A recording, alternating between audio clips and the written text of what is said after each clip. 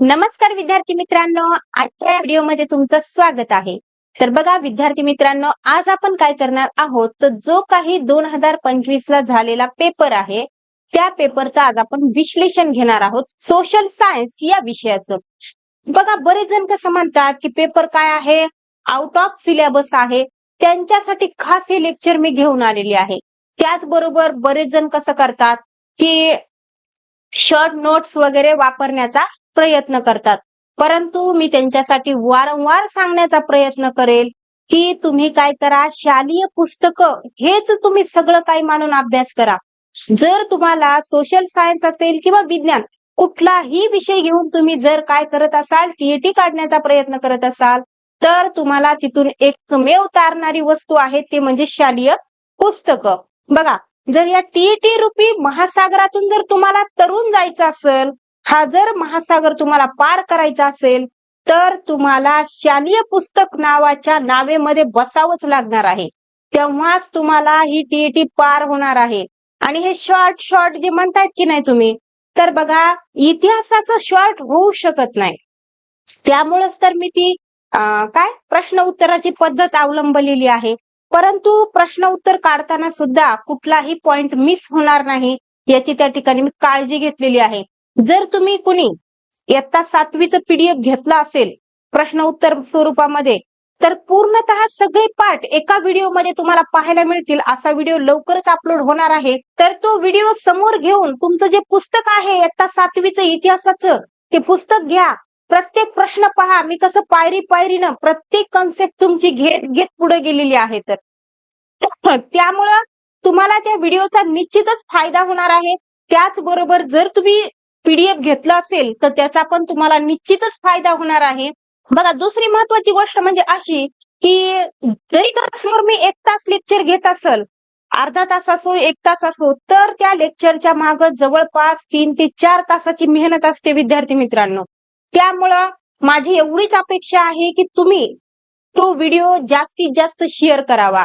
आणि जो व्हिडिओ जास्त चलल त्याचा लगेच सेकंड पार्ट मी लगेच अपलोड करणार आहे.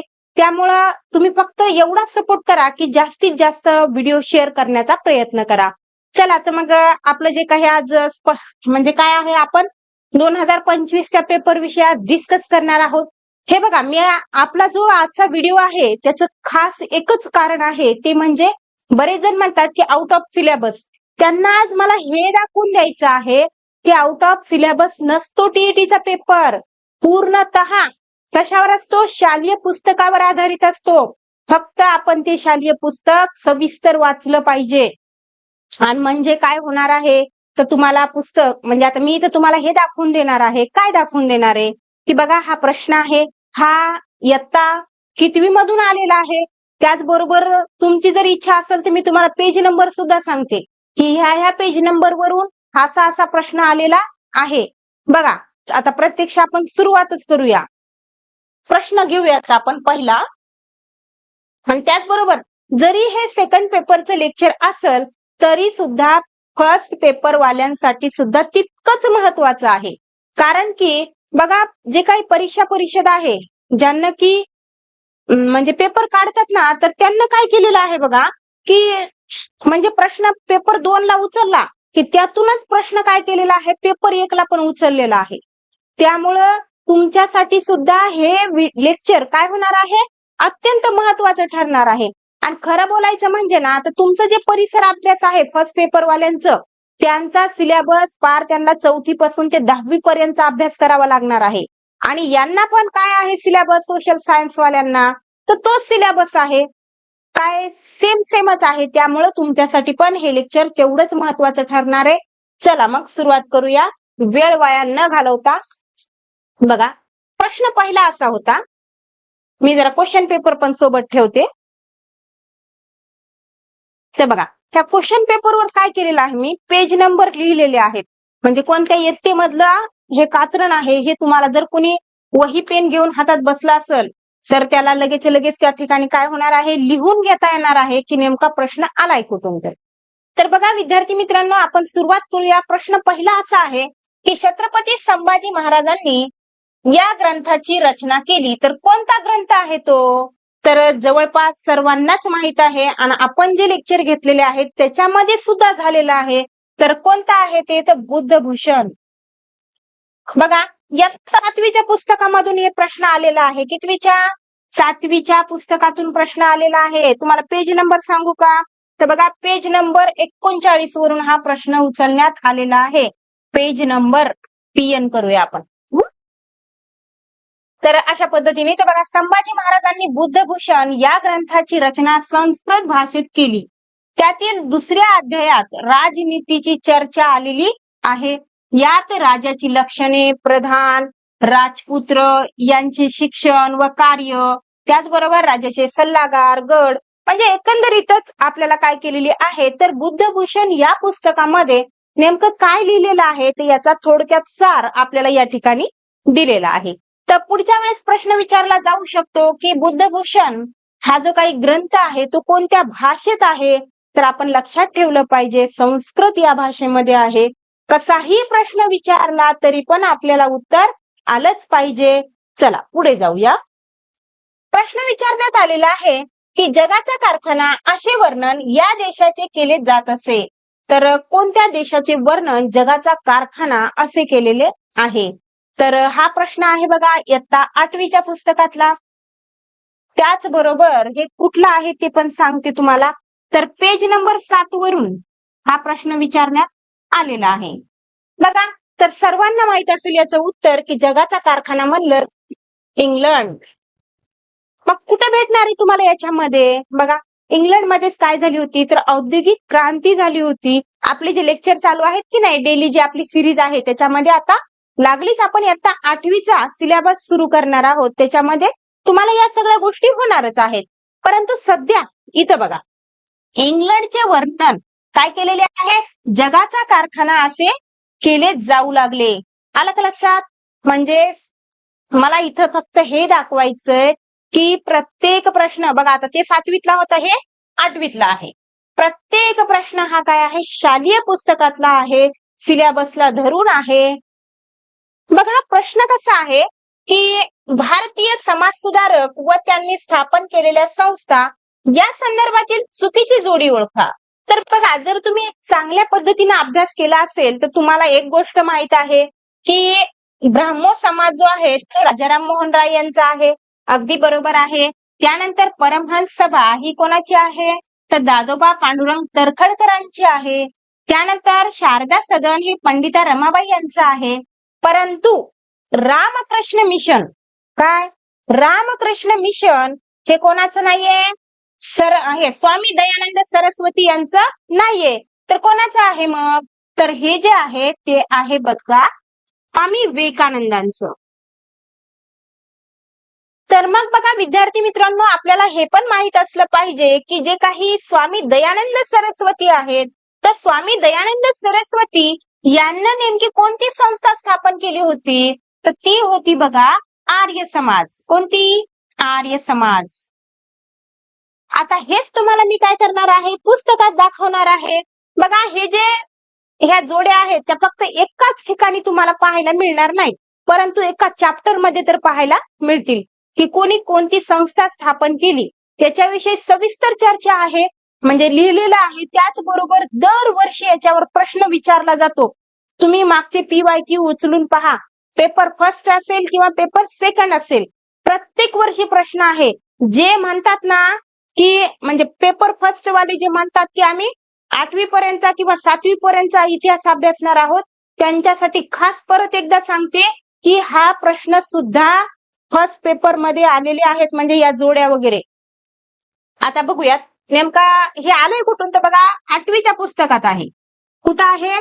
बघा 8वीच्या पुस्तकात आहे. आणि जर तुम्ही त्याचा विचार केला तर बघा पेज नंबर आपल्याला कुठे मिळाल, तर 21 आणि 22 वर मिळणार आहे.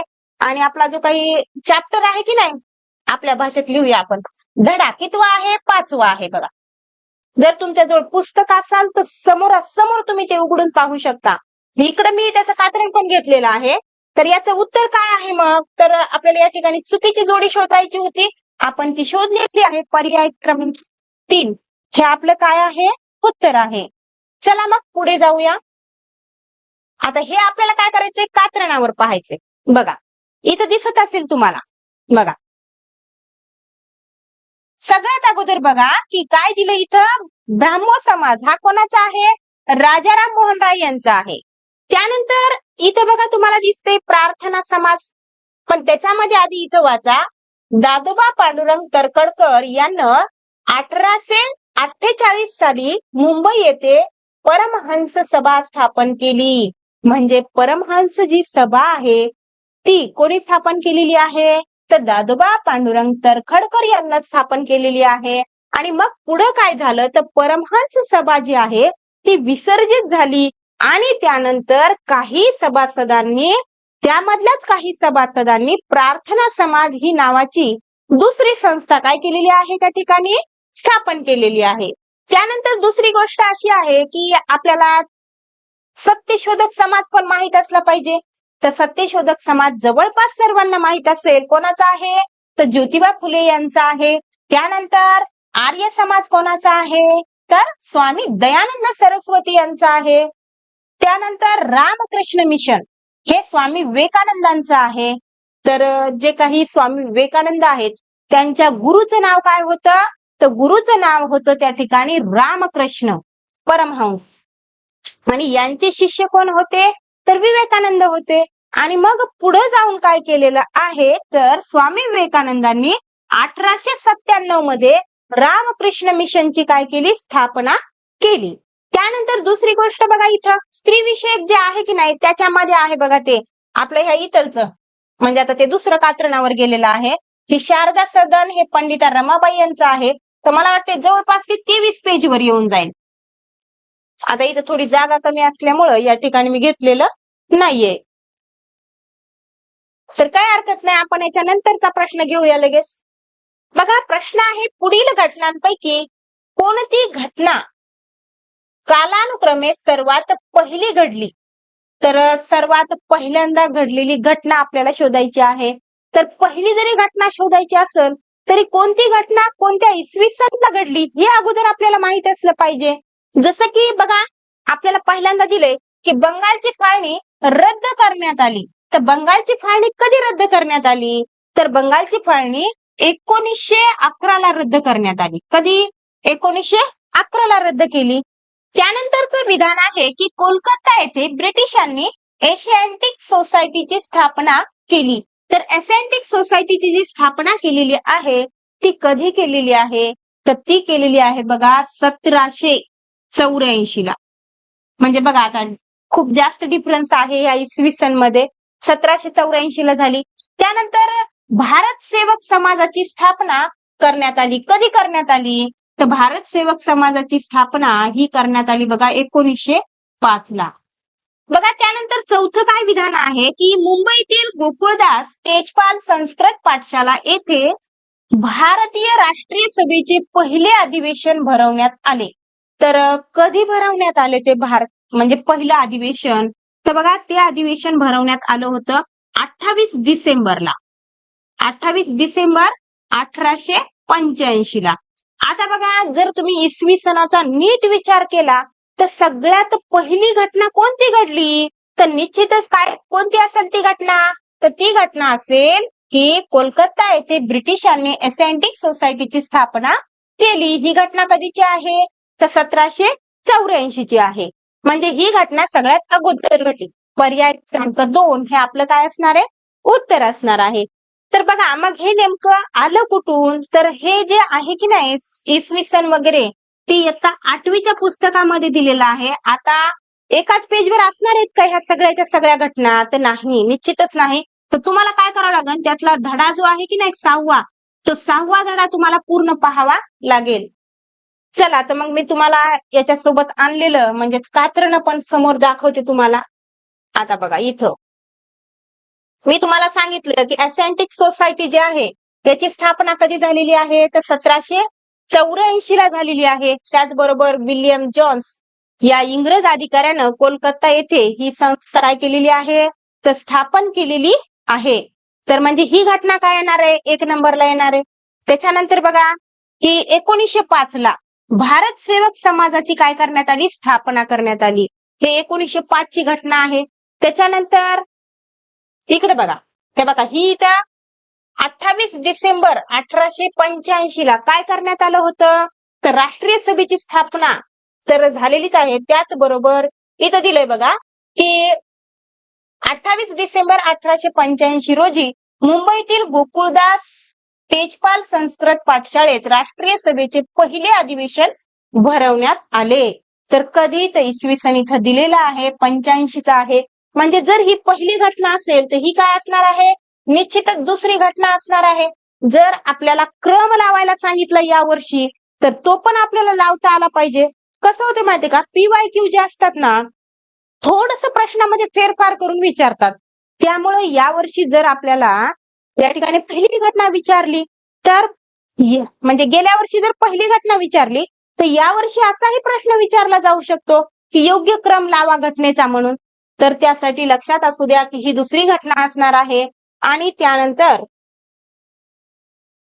तिसरी घटना कोणती असेल, आता हे तर काय घडलेलं आहे, 1905 ला घडलेलं आहे.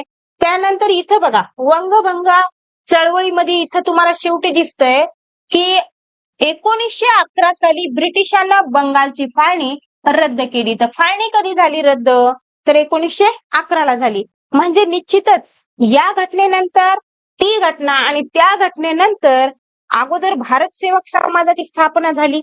इथं लिहिते बघा, हे तिसरा क्रमांक. आणि त्याच्यानंतर 1911 ला बंगालची फाळणी रद्द झाली. म्हणजे हे काय आहे, चौथ्या क्रमांकावर. तर निश्चितच तुम्हाला असा हा क्रम या ठिकाणी लावता येईल. पण इसवी सन त्याच्यासाठी तुम्हाला पाठ असावे लागतात. हा प्रश्न या ठिकाणी विचारण्यात आलेला आहे. आणि हा जो काही धडा आहे बघा, या धड्यावर दरवर्षी प्रश्न असते. म्हणजे त्या धड्यामध्ये काय केलेलं आहे की जे काही शिक्षण आहे, त्याचबरोबर जे काही म्हणजे शाळा वगैरे आहेत, खडूफळा मोहीम असेल त्याच्याशी संबंधित, त्याचबरोबर पाठ्यपुस्तक निर्मिती मंडळ जे आहे, या म्हणजे सगळं शिक्षण क्षेत्राशी संबंधित माहिती त्या धड्यामध्ये दिलेली आहे. आणि त्यावर दरवर्षी प्रश्न विचारला जातो. फक्त सेकंड पेपरला नाही, तर फर्स्ट पेपरला सुद्धा इयत्ता 9वीच्या पुस्तकातून सुद्धा प्रश्न विचारण्यात आलेला आहे. इयत्ता 10वीच्या पुस्तकातून सुद्धा प्रश्न विचारण्यात आलेला आहे. तुम्हाला मी इथं दाखवते परिम्या. बघा, पुढील शैक्षणिक संस्थाच्या स्थापनेच्या वर्षानुसार योग्य क्रम लावा. आणि आपण जसं आता एका दोन धड्याचे एकत्र प्रश्न घेतो की नाही, त्यानुसार हे आता क्रम वगैरे जास्त तर 8वीच्या 9वीच्या पुस्तकामधले जास्त क्रम विचारले. तिकडेही विचारले थोडस, म्हणजे 6वीच्या वगैरे ह्याच्यामध्ये, पण एवढे जास्त नाही. जास्तीत जास्त तर 8वीच्या या पुस्तकामधून, म्हणजे आधुनिक भारताचा जो इतिहास आहे, इथूनच जास्त इसवी सणाचा क्रम विचारायला सुरू झालेला आहे. आणि तुम्हाला सांगते, इयत्ता 8वीचं पुस्तक, इतिहासाचं कोणतंही पुस्तक घ्या तुम्ही, त्याला शॉर्ट करता येत नाही. त्याच्यासाठी तुम्ही शॉर्ट नोट्स म्हणूच नका. तुम्हाला जे करायचंय ते पूर्ण पुस्तकाचा अभ्यास करायचा आहे. आणि काही असे प्रश्न विचारण्यात आलेले आहेत उपयोजनात्मक, जे की ज्याचा पूर्णतः अभ्यास झालेला आहे असाच व्यक्ती त्या प्रश्नाला फेस करू शकतो. त्यासाठी तुम्ही ते शॉर्ट नोट्सच्या नादी लागूच नका. तर बघा विद्यार्थी मित्रांनो, या ठिकाणी आपण योग्य क्रम लावणार आहोत. तर पहिल्यांदा आपल्याला दिलेलं आहे अविधान. त्यामध्ये सांगितलंय की महाराष्ट्र राज्य माध्यमिक व उच्च माध्यमिक शिक्षण मंडळ, तर याची जी काही स्थापना झालेली आहे बघा, ती झालेली आहे 1 जानेवारी 1966 ला. त्यानंतर जर मग आता आपण गेलो दुसऱ्या विधानाकडे, तर दुसरं विधान काय म्हणते, महाराष्ट्र कला संचालनालय. तर महाराष्ट्र कला संचालनालयाची स्थापना ही कितीला झालेली, 1965 ला झालेली आहे. त्यानंतर बघा, आणि पुन्हा महाराष्ट्रातल्या घटना आहेत ना ह्या, म्हणजे की महाराष्ट्राची निर्मिती झाल्यानंतर 1 मे 1960 ला महाराष्ट्राची निर्मिती झाली, त्याच्यानंतरच्या ह्या घटना आहेत. त्यानंतर बघा क मध्ये आहे, क मध्ये काय दिलेलं आहे, थांबा मी थोडं पेनचा कलर चेंज करून घेते, म्हणजे वेगळ्या वेगळ्या घटना तुमच्या लक्षात येतील. महाराष्ट्र राज्य शैक्षणिक संशोधन व प्रशिक्षण परिषद, तर याची स्थापना झालेली आहे बघा 1984 ला. कधी झाली, 1984 ला. आता त्यानंतर आपल्याला दिलेला आहे ड, तर याच्यामध्ये बघा आता महाराष्ट्र राज्य पाठ्यपुस्तक निर्मिती व अभ्यासक्रम संशोधन मंडळ, तर या मंडळाची स्थापना झालेली आहे 27 जानेवारी 1967 ला. आता आपल्याला काय करायचं आहे, स्थापनेच्या वर्षानुसार योग्य क्रम लावायचा आहे. तर सगळ्यात अगोदर काय झालेलं आहे, तर 1965 ची घटना घडलेली आहे. त्याच्यानंतर मग 66 ची घटना येईल, मग नंतर 67 ची येईल आणि सगळ्यात लास्टला काय येईल तर 84 ची घटना येईल. मग आपल्याला काय आपला पर्याय कसा असला पाहिजे, तर सगळ्यात अगोदर ब असलं पाहिजे. बघा इथं ब आहे.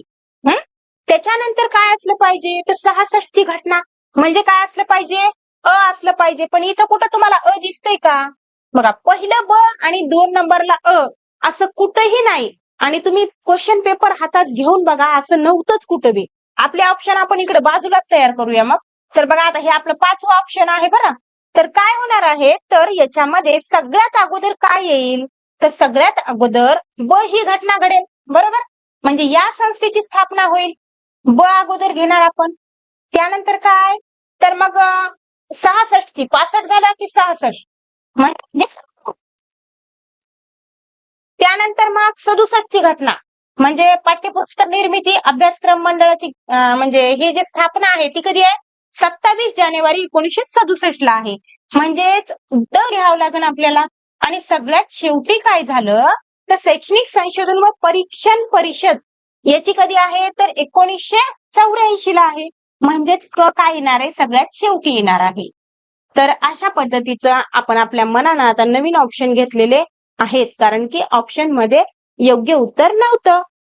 तर बहुतेक एक प्रश्न सेकंड पेपर मधला रद्द झालेला हा तोच असावा. सगळ्यात अगोदर आपण 65 ची घटना बघूया.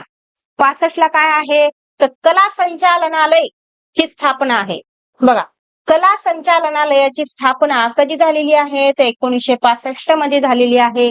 त्यानंतरची घटना आपल्याला 66 ची घ्यावी लागेल. म्हणजे हे काय झालं, 1 नंबरला झालं.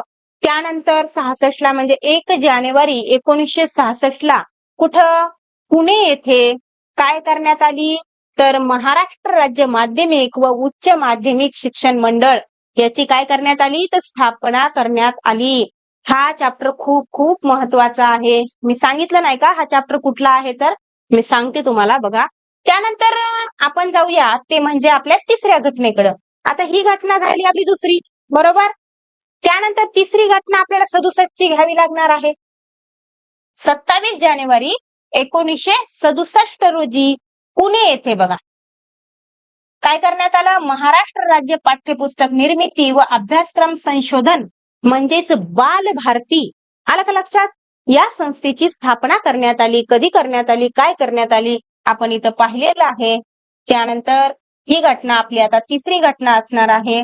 आणि चौथी घटना कोणती आहे, तर ही बघा 1984 साली काय करण्यात आलं, तर राज्यासाठी महाराष्ट्र राज्य शैक्षणिक संशोधन व परीक्षण परिषद ही संस्था काय करण्यात आली, स्थापन करण्यात आली. ही पण कुठं, तर पुण्यामध्ये करण्यात आली.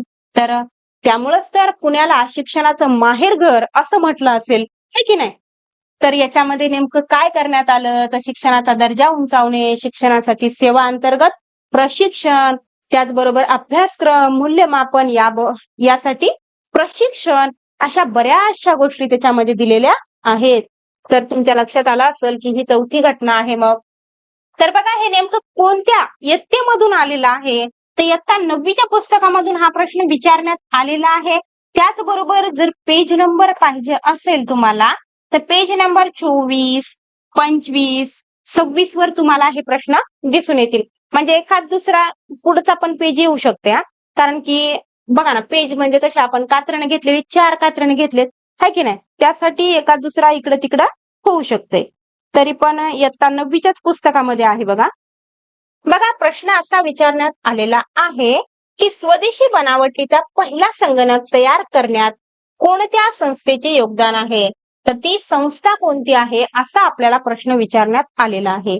तर ती बघा संस्था आहे की आपल्या याचं उत्तर काय आहे, तर पर्याय क्रमांक 1 इंडियन स्टॅटिस्टिकल इन्स्टिट्यूट या संस्थेनं सगळ्यात अगोदर म्हणजे स्वदेशी बनावटीचा संगणक बनवण्याचं कार्य या संस्थेनं केलेलं आहे.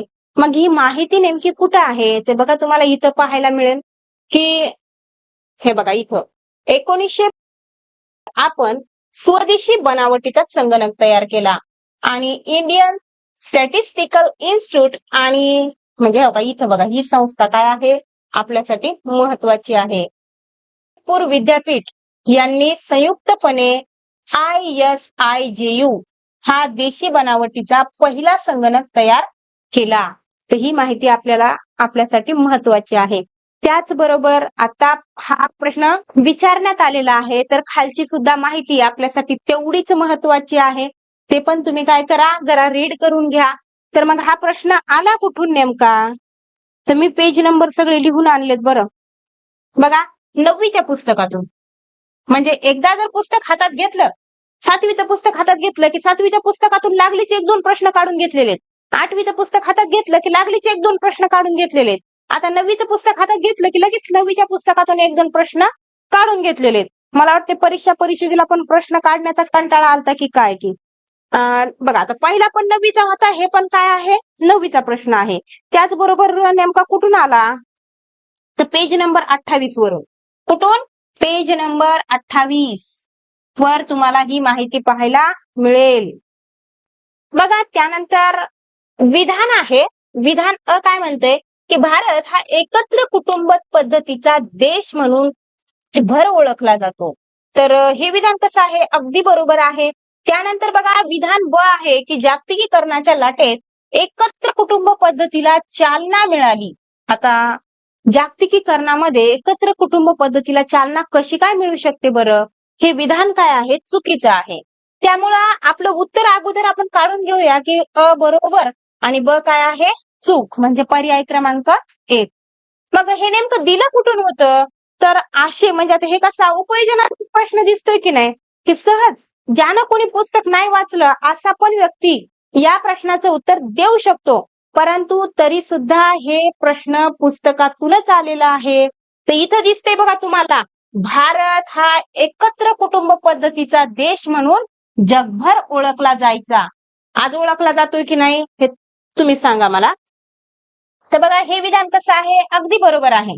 परंतु दुसरं विधान जे की आपल्याला इथं ब दिलेलं आहे त्यात काय सांगितलंय जागतिकीकरणाच्या लाटेत विभक्त कुटुंब पद्धतीला चालना मिळाली. तर कोणत्या पद्धतीला चालना मिळाली विभक्त कुटुंब पद्धतीला चालना मिळाली. आपल्या विधानामध्ये दिलेलं आहे एकच कुटुंब पद्धतीला चालना मिळाली. त्यामुळं हे विधान काय आहे तर चुकीचं आहे. आता सध्याचा म्हणजे जागतिकीकरणाच्या युगामध्ये विचार केला तर हम दो हमारे दो म्हणजे एकंदरीत काय आहे तर विभक्त कुटुंब पद्धती आहे. बरोबर की नाही. म्हणून हे विधान काय आहे चुकीचं आहे. तर बघा पुढे जाण्या अगोदर बघा हे नेमका प्रश्न कुठून आला हे आपण सांगण्यासाठी इथं आलेलो आहोत आणि तेच विसरून चाललो होतं. बघा तो प्रश्न आला होता बघा 9वीच्या पुस्तकातून. बघा आता सलग दुसरा तिसरा प्रश्न आहे बरं हे 9वीच्या पुस्तकातून. कितवा आहे हो तिसरा तर आहे बघा. आणि पेज नंबर जर तुम्हाला पाहिजे असेल तर पेज नंबर 47 वरून हा प्रश्न उचललेला आहे असं कात्रण तुम्हाला दिसल. जर तुम्ही पेज नंबर 47 वर गेलात पुस्तक कोणतं इयत्ता 9वीचं आणि हे आतापर्यंत आपण काय करत आहोत इतिहासाचेच प्रश्न पाहत आहोत. तुम्ही म्हणता मॅडम म्हणजे विषय नाही सांगितला कोणता तर भूगोलचे प्रश्न 121 पासून चालू होतात हे पण तुम्हाला सांगते. म्हणजे 90 पासून 120 पर्यंत इतिहास आणि नागरिक शास्त्र. इथं लिहूनच देऊ का तुम्हाला बघा 90 पासून का 91 हा प्रश्न 91 पासून ते 120 पर्यंत तुम्हाला तिथं इतिहास प्लस नागरिक शास्त्र पाहायला मिळेल. त्यानंतर 121 ते किती पर्यंत 150 पर्यंत तुम्हाला काय मिळेल पाहायला भूगोल आणि अर्थशास्त्र. मग इथं नागरिक शास्त्र बरोबर राज्यशास्त्र पण आहे बरं. तर हे राज्यशास्त्र नेमकं असतंय कुठं तर 9वीचं जे इतिहासचं पुस्तक आहे त्याच्या शेवटी राज्यशास्त्र असते आणि 10वीचं जे इतिहासचं पुस्तक आहे त्याच्या शेवटीच काय असते राज्यशास्त्र असते. 8वी पर्यंत काय असते इतिहास प्लस नागरिक शास्त्र आणि 9वी 10वीला इतिहास प्लस राज्यशास्त्र. त्याच पद्धतीनं भूगोलमध्ये कसं असते तर जवळपास 9वीला 8वीला तेवढंच नाही परंतु 9वीला आणि 10वीला भूगोल प्लस अर्थशास्त्र असते. तर अशा पद्धतीने एकंदरीत तुमच्या पेपरची काय आहे तर मांडणी आहे. पुढे जाऊया मग आता. बघा, रियासतकार. आतापर्यंत आपण 9वीच्या इयत्तेमधले प्रश्न पाहिलेले आहेत. आता पहा की रियासतकार या नावाने कोणाला ओळखले जाते. तर रियासतकार असं कोणाला ओळखलं जातंय तर ते जाते बघा गोविंद सखाराम सरदेसाई. कोणाला जातंय? गोविंद सखाराम सरदेसाई यांना ओळखलं जातं. तर इथं दिली बघा ती माहिती. गोविंद सखाराम सरदेसाई यांना काय म्हणतात तर मराठी रियासतकार असं पण म्हणतात. आणि रियासतकार या शब्दाचा अर्थ तुम्हाला माहित आहे का? तर जो व्यक्ती इतिहास कालक्रमानुसार लिहितो त्याला काय म्हणतात तर रियासतकार असं म्हणतात. त्याला इतिहासाचा रियासतकार असं म्हणतात. तर अशाच पद्धतीनं यांना जे काही यांचं पुस्तक आहे मराठी रियासत, तर याच्यामध्ये एकदम म्हणजे खंडानुसार काय केलेलं आहे लेखन केलेलं आहे. आणि याच कारणास्तव गोविंद सखाराम सरदेसाई यांना रियासतकार म्हणून अख्खा महाराष्ट्र ओळखतो. महाराष्ट्र का भारत? तर महाराष्ट्र ओळखतो कारण त्यांना मराठीत लेखन केलेलं आहे. बाकीच्या राज्यांना काय घेणं देणं आहे याचं? बघा, मराठ्यांचा समग्र इतिहास अनेक खंडात त्यांना काय केलेला आहे प्रकाशित केलेला आहे. तर अतिशय मोलाचं असं व्यक्तिमत्व आहे बघा. तर नेहमी लक्षात ठेवायचं. आता हे रियासतकार इथून उचललं की नाही तर 7वीच्या पुस्तकामध्ये काय विचारलेलं आहे त्या रियासतकार यांना काय केलेलं आहे तर राजाराम महाराजांचं वर्णन काय केलेलं आहे स्थिर बुद्धी असं केलेलं आहे. तर लगेच तिथून ते प्रश्न विचारला आणि भाग 1ला म्हणजे पेपर फर्स्टला विचारला. तर काय प्रश्न विचारण्यात आलेला आहे पेपर फर्स्टला तर रियासतकार यांना कोणाला स्थिर बुद्धी असे विशेषण दिलेले आहे. तर कोणाला दिलेलं आहे राजाराम महाराजांना दिलेलं आहे. म्हणजे एकाच ठिकाणी लगेच त्यांना 2 प्रश्न विचारणे म्हणजे एकाच व्यक्तीवर 2 प्रश्न आलेले आहेत. तर हे प्रश्न नेमका आला कुठून तर हा जो काही प्रश्न आहे ना पेज नंबर मी इथं लिहून ठेवलेले आहेत म्हणून पटपट सापडत आहेत बघा. तर हे पेज हे तुम्हाला कुठे मिळणार आहे तर 10वीच्या पुस्तकामध्ये मिळणार आहे पेज नंबर 13 वर. पेज नंबर 13 माहित आहे का तुम्हाला? ते हे माहित आहे का तुम्हाला ते असे डबे आहेत की जेव्हा आपल्याला भूक लागते ना तेव्हा आपण कसे घरातले डबे उघडतो त्याच पद्धतीनं सध्या आपल्याला काय लागलेली आहे अभ्यासाची भूक लागलेली आहे. आणि या वेळेस आपल्याला काय करायचे आहे तर हे असे माहित आहे का तुम्हाला वगैरे आपल्या शालेय पुस्तकामध्ये जे जे असे चौकोन दिलेले आहेत म्हणजे डबे धरूया आपण ते डबे सगळे आता काय करायचे तर उघडून रिकामे करायचे आहेत म्हणजे आपल्या डोक्यात भरायचे आहेत. ते काय दिलेले आहेत तर राज्य दिलेली आहेत आणि त्या राज्यामधील जे काही नृत्य असतात ना तर त्यांच्या जोड्या आहेत ह्या. आता बघा सर्वांना किमान 1-2 तरी जोड्या माहित असतील याच्यातल्या. मग काय करायचं प्रश्न सोडवताना तिथं पण म्हणजे जेव्हा आपण रिअल मध्ये पेपर सोडवतो तिथं पण असंच करायचं. एकदम 1-2 प्रश्न आले नाही म्हणजे असं घाबरून जायचं नाही.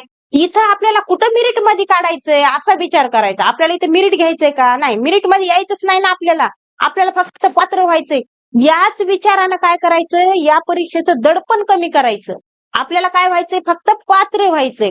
बऱ्याच जणांना कसं होते खूप अभ्यास करतात परंतु काय होतं त्यांना की जे काही प्रेशर आहे त्या प्रेशरच्या नादामध्ये पेपर अवघड जाते आणि घरी आल्यावर मग वाटते ह्याचं हे केलं असतं त्याचं ते केलं असतं ते म्हणजे माझं चुकलं. आपल्याला लगेच कळतंय ते कुठं चुकलो तर आपण ते. मग हे सगळं कशामुळे होतंय ही घाई गडबड कशामुळे होती तर फक्त भीतीमुळे होती. त्यामुळं पहिलं तर ह्या टीईटीला तुम्ही भिऊच नका. लक्षात ठेवा की आपल्याला इथे मेरिट मध्ये यायचं नाही फक्त पात्र व्हायचंय आणि आपल्याला पाहिजेत किती फक्त 90 मार्क पाहिजेत. बरोबर की नाही 90 मार्कासाठी आपल्याला भिण्याची काय गरज आहे बघा. तर महाराष्ट्रामधली लावणी सर्वांना माहित असेल जवळजवळ सर्वांना माहित असेल. त्यानंतरची बरं ते जरी माहित नसलं एवढी महाराष्ट्रातली लावणी माहिती असेल त्यानंतर मग आंध्र प्रदेशचं काय आहे कुचिपुडी. केरळचं काय आहे मोहिनी अट्टम. त्यानंतर तामिळनाडूचं आहे भरतनाट्यम. तर आता हे आपलं योग्य आहे का इथं जाऊन बघा. आता जर ह्या जोड्या आलेल्या आहेत तर पुढे याच्यापेक्षा वेगळ्या विचारल्या जाऊ शकतात. त्यासाठी ह्या पेजवर जायचं. हे नेमकं कुठून आलंय हे पण मी तुम्हाला सांगते बघा. हा जो प्रश्न आहे हा पण 10वीच्या पुस्तकातून आलाय. त्याच्या आधीचा पण 10वीचा होता. म्हणजे 10वीचं पुस्तक हातात घेतलं की 2-3 प्रश्न लगेच काढून घेतलेले. मग 10वीच्या पुस्तकातून नेमका कुठून? तर पेज नंबर 29 वरून. तुम्हाला पेज नंबर 29 वर ही माहिती पाहायला मिळेल. तर काय आहे बघा, हे आपल्याला फक्त काय करायचंय, लक्षात ठेवायचं आहे. का लक्षात ठेवायचंय? की म्हणजे बघा, प्रश्न कसाही फिरू शकतो आणि जर तुम्ही माझी लेक्चर घेत असाल ना, ती व्हीलचेअर माहिती का तुम्हाला? कोणीकडे पण फिरती बघा. त्या पद्धतीनं मी तुम्हाला म्हणजे परीक्षा परिषदेनं तुम्हाला कसंही फिरवलं, तरी तुम्ही तयार असला पाहिजेत फिरायला. अशा पद्धतीने मी तुम्हाला बनवणार आहे. फक्त तुम्ही लेक्चर रेग्युलर करा. त्याचबरोबर आणखीन एक तुमची साथ मला हवी आहे, ती म्हणजे अशी की व्हिडिओ शेअर करा. जर व्हिडिओ चलना गेले, की किमान व्हिडिओला समजा 1000 आणि 2000 व्ह्यू येऊ लागले, तर मला पण तेवढा उल्हास येत नाही ना, की त्याचा पुढचा पार्ट करून टाकायला. त्यामुळं कोणी म्हणतंय मानसशास्त्र घ्या. ठीक आहे, तुमचा मानसशास्त्राचा सिलेबस इथपर्यंत घेते मी, की तुम्हाला 20 ते 25च्या म्हणजे जवळपास तुम्ही 25 पर्यंत गेला पाहिजेत. मी म्हणणार नाही तुम्हाला की तुम्हाला 30 मार्क म्हणजे मिळतील माझं लेक्चर बघून. पण तुम्ही काय करणार, 20 क्रॉस करणार, 20 ते 25च्या मध्ये तुम्ही मार्क घेणार, एवढी तर गॅरंटी मी देते तुम्हाला. ज्यांना कुणी माझे मानसशास्त्राचे पण लेक्चर पाहिलेले असतील त्यांना म्हणजे अनुभवलं असेल की नेमकं कसं आहे लेक्चर. तर अशाच पद्धतीचं मी काय म्हणते तुम्हाला, तो पण विषय मी तुमचा कव्हर करेल. परंतु यासाठी तुमची साथ हवी आहे. ती कशासाठी? तर व्हिडिओ शेअर करण्यासाठी. व्हिडिओ जेवढा शेअर कराल, जितका व्हिडिओ चांगला चलेल, तितकाच त्या व्हिडिओचा जो काही टाकलेला व्हिडिओ आहे त्याच्या पुढचा पार्ट लागलीच पडणार आहे दुसऱ्याच दिवशी. तर त्यासाठी तुमची साथ मला हवी आहे. आता बघा, हे तुम्हाला पेज नंबर तुम्ही सांगितलेला आहे. त्यानंतर बघा, उत्तर भारतातील काय आहे तर कथ्थक आहे. महाराष्ट्रातील लावणी तर सगळ्यांना माहीतच आहे. ओडिसाचं काय आहे तर ओडिशी आहे. बघा, हे ओडिसाचं ओडिशी का म्हणून घेतलं नसेल? कारण नावावरूनच कळायलंय ना, है की नाही? फुकटचा मार्क कसा देतील बरं आपल्याला? नक्कीच देणार नाहीत. त्यानंतर आहे बघा तमिळनाडू. तमिळनाडूचं काय आहे तर भरतनाट्यम. आपण इथे लावलंय बघा तमिळनाडूचं भरतनाट्यम. आंध्र प्रदेशचं काय आहे तर कुचिपुडी. हे बघा आंध्र प्रदेशचं कुचिपुडी. त्यानंतर केरळचं काय आहे? केरळचे 2 आहेत बरं. हे का इथं कथकली पण आहे आणि मोहिनी अट्टम. कथकली पण आहे बरं, लक्षात असू द्या, कथकली. तर हे काय आहे, नृत्य शैलीच्या सादरीकरणाचं म्हणजे त्याच्या शास्त्रीय गायनाचं, वादन, नृत्य यांचा सुरेख मेळ पाहायला मिळतो. तर विद्यार्थी मित्रांनो, जे काही पेज नंबर दिलेले आहेत ते फक्त लिहून ठेवू नका. तर जा त्या पुस्तकामध्ये पहा, त्याच्या आजूबाजूला काय आहे. एखाद्या वेळेस जर परीक्षा परिषदेला म्हणजे प्रश्न काढण्याचा कंटाळा आला, जवळपास ते तिथलेच प्रश्न उचलले, तर तुमचा निश्चितच फायदा होणार आहे. आणि मी तर तुम्हाला काय म्हणाले, कसंही फिरवू द्या परीक्षा परिषदेनं, आपण फिरायला तयारच राहायचं. जाऊया पुढं. फक्त तुम्ही काय करा तर व्हिडिओ शेअर करा. तुमचा प्रत्येक विषयाचा सिलेबस परीक्षेच्या अगोदर कव्हर करून घेते मी. बघा, प्रश्न काय आहे तर खालील विधाने अभ्यासा. बघा, या ठिकाणी विधान आहे, या युगात प्राण्यांचा उपयोग सामानाच्या ने-आणीसाठी होऊ लागला. त्यानंतर म्हणजे आता हे जे विधान आहे ना, त्या फक्त विधानाचा विचार करून आपल्याला नेमकं काय करायला सांगितलंय ते बघायचंय. पुन्हा दुसरं विधान दिलंय, या युगात व्यापार व दळणवळण या गोष्टी विकसित झाल्या. या युगात मातीची भांडी चाकावर घडवायला सुरुवात झाली. हे कोणत्या युगाचे वर्णन आहे? जे कोणी पेपर 2चा अभ्यास करतात आणि ते काय करतात, 7वीच्या पुढचे पुस्तक रेफर करतात, त्यांना जरा उघडा डोळे बघा नीट. हा जो प्रश्न आलेला आहे तो इयत्ता 5वीच्या पुस्तकातून आलेला आहे. कशामधून आलेला आहे बघा, परिसर अभ्यास भाग 2. भाग 2 मध्ये काय असतंय तर भाग 2 मध्ये इतिहास प्लस नागरिकशास्त्र प्लस राज्यशास्त्र. त्याच्यानंतर जो काही परिसर अभ्यासाचा भाग 1 असतो की नाही, त्या भाग 1 मध्ये काय असतं तर भाग 1 मध्ये विज्ञान असतं, त्याचबरोबर भूगोल या विषयांचा याच्यामध्ये समावेश होतो. त्याच्यामुळं हे जी माहिती आहे ती कोणत्या युगाची आहे असं आपल्याला वर्णन दिलेलं आहे आणि ते कोणतं युग आहे ते आपल्याला विचारले. तर तुम्हाला काय करावं लागेल, तुम्हाला पुराश्म म्हणजे माहित पाहिजे, मध्य आश्म माहित पाहिजे, नवा आश्म माहिती पाहिजे आणि महापाषाण पण माहिती पाहिजे. परंतु जर एखादं कोणी लई शहाणा असेल, त्यानं नसन बी वाचलं पुस्तक, तरी पण त्याच्या लक्षात कसं येईल की या सगळ्या घटना कशा आहेत, सुधारित आहेत, बरोबर आहे. तर पुरा अश्मयुगामध्ये वगैरे माणसामध्ये तेवढी क्रांती झालेली नव्हती, मध्य अश्मयुगामध्ये नव्हते, महापाषाण युगामध्ये पण नव्हती. परंतु नवा अश्मयुगामध्ये काय झाली होती, माणसामध्ये क्रांती व्हायला सुरुवात झाली होती. माणूस काय होऊ लागलं तर आधार राहून दुसऱ्याकडून कामं करून घेऊ लागलं. म्हणजे जसं की ने-आण करण्यासाठी प्राण्यांचा उपयोग करणं, त्याचबरोबर व्यापारामध्ये काय झालं होतं, व्यापार म्हणजे ह्या युगामध्ये दळणवळण या गोष्टी काय झाल्या होत्या, विकसित झाल्या होत्या. त्याचबरोबर मातीची भांडी चाकावर बनवली जाऊ लागली. तर ही सगळी माहिती काढण्यासाठी किंवा हे वर्णन वाचण्यासाठी तुम्हाला कितवीचा इतिहास वाचावा लागणार आहे, तर तुम्हाला इयत्ता 5वी म्हणजे परिसर अभ्यास भाग 2 वाचावं लागणार आहे. तेव्हा तुम्हाला ही माहिती म्हणजे या माहितीवरून तुम्हाला हे उत्तर काढता येईल. पर्याय क्रमांक 3. तर याचं कात्रण यास्तव मी घेतलेलं नाही, कारण की अख्खेच्या अख्खे मला धडे उचलून आणावं लागले असते. पुरा अश्मयुगाचं, मध्य अश्मयुगाचा एक धडा, मग नवा अश्मयुगाचा दुसरा धडा, तेवढे कात्रण घेणं काय झालं असतं, कठीण झालं असतं. म्हणून मी या ठिकाणी घेतलेलं नाहीये. पण तुम्ही मी जे दिलेलं आहे त्यानुसार तुम्हाला अख्खं हे पुस्तक याच्यामध्ये म्हणजे कशा पद्धतीनं माणसाची वाटचाल झाली, विकासाच्या गतीनं माणूस कसा होता, कसा झाला आणि आता तर कसा झालेला आहे हे तुम्ही पाहत आहात. तर अशा पद्धतीनं तिथं माहिती दिलेली आहे. पुढे जाऊया. तर बघा विद्यार्थी मित्रांनो, आपल्याला प्रश्न असा विचारण्यात आलेला आहे की हडप्पा संस्कृतीचे ठिकाणं आणि वर्तमान राज्य. तर अशा पद्धतीनं आपल्याला जोड्या लावायच्या आहेत. बऱ्याच जणाला ह्या जोड्या सुद्धा पाठ असतील, कारण की असं एकही वर्ष जात नाही, पेपर फर्स्टचा असेल म्हणजे परिसर अभ्यास असेल किंवा सामाजिक शास्त्र असेल, तर या विषयावर नेहमी काय असतात, प्रश्न असतात. तर हा जो काही प्रश्न आलेला आहे तो कुठून आला हे अगोदर मी तुम्हाला सांगते. तर इयत्ता 6वीच्या कितवीच्या, इयत्ता 6वीच्या पुस्तकातून आलेला आहे. आणि त्याचबरोबर त्यावर काय केलेलं आहे, नकाशामध्ये पण माहिती आहे पेज नंबर 10 वर. त्याचबरोबर अशी शब्दरूपात सुद्धा माहिती दिलेली आहे. असं काही नाही की फक्त नकाशातच आहे म्हणून, परंतु व्यवस्थित तिथं म्हणजे कात्रण खूप होऊ लागले घ्यायला, म्हणून मी काय केलेलं आहे, नकाशा उचललेला आहे. तर बघा सगळ्यात अगोदर आपण जोड्या लावूया. हे दायमाबाद जे आहे की नाही, तर ते कुठं आहे, तर महाराष्ट्रामध्ये आहे. पहिलं काय करायचं, कुठं काही पण असू द्या, महाराष्ट्र जर असलं ना ते निश्चितच आपल्याला माहित असणार आहे, है की नाही, आपलं राष्ट्र आहे ना ते. तर मग अगोदर ती जोडी लावली.